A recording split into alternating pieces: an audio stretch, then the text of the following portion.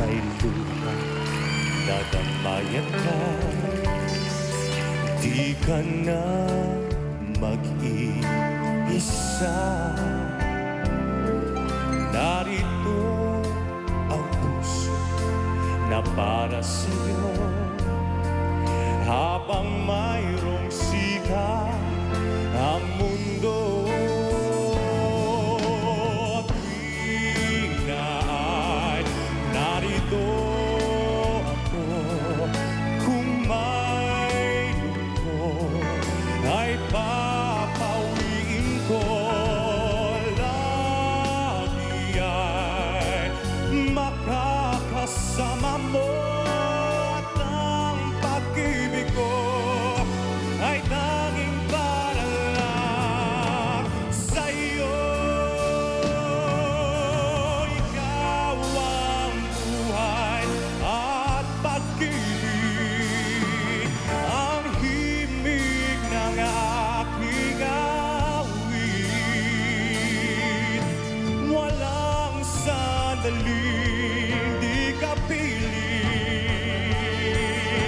Ikaw ang lagi kong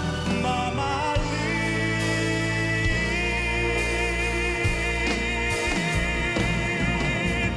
Tuwing na ay narito ako, kung may lungkot ay papawin ko.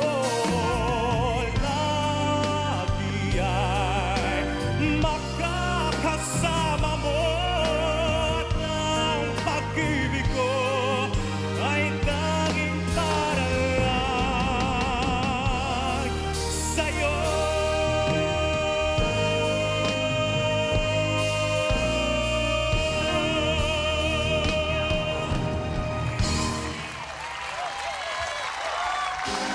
Wow, Yes, grabe. mga kapuso, andito na sina Greco at Emily ng Codename Acero. At Grabe, syempre hindi sa kayo mga cast mahiwalay. members. Hi. Hi. This is for you. So much. It's good to be here again. Yes, Yes. welcome back, Chard. Welcome back dito sa SOP. Now, syempre nangunguna pa rin ang Acero sa ating telebabad. Ano bang dapat abangan this week sa Acero? Una-una po ay gusto kong pasalamatan lahat po ng viewers ng Acero sa patuloy niyong pagsuporta. Maraming salamat po para sa inyo po ito, at abangan nyo dahil napakarami po namin gagawin sa Acero. Abangan niyo yung love story namin ni Emily. Yes. Kung saan pupunta.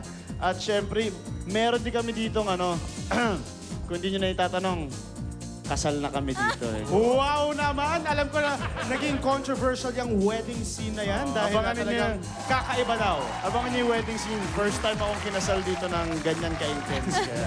Sa Tuesday episode yan, ang Opo, wedding sa Tuesday. episode. Tsaka papakita sa Showbiz Central mamaya ang mga snippets ng aming wedding scene. Kaya Oo, kailangan kaya- kayo.